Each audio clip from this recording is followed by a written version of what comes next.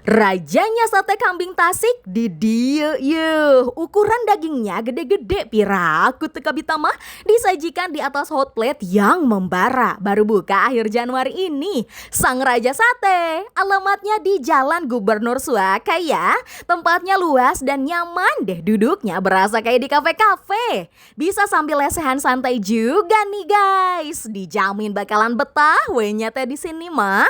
Pakai daging kambing muda jadi berasa empuk dan juicy-nya. Harga 60.000 isi 10 tusuk. Tambahin kecap manis spesial racikan cuhuannya nih. Jadi makin nikmat coy. Bisa pakai cecelan bumbu kacangnya juga ya.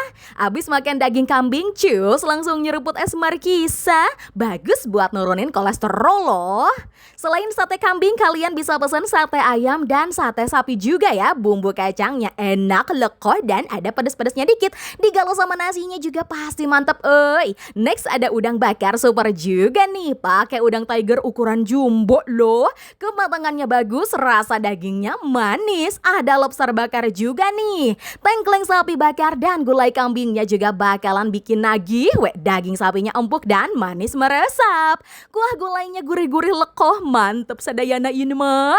Buat sayurnya bisa pesan karedok campurnya ya. Cemil-cemilnya ada bala-bala yang garing dan krenyes. Cuci mulutnya bisa disegerin pakai es campur.